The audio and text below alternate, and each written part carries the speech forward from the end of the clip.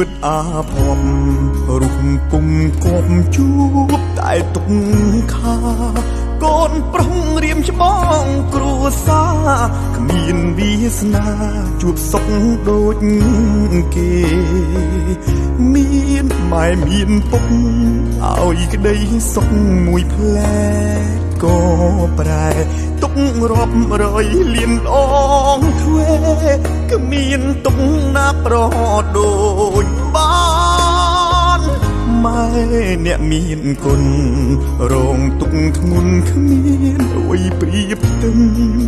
កូនធ្លាប់ឃើញស្នាមញញឹមម៉ែចិញ្ចឹមរូបកូនគ្រប់ប្រា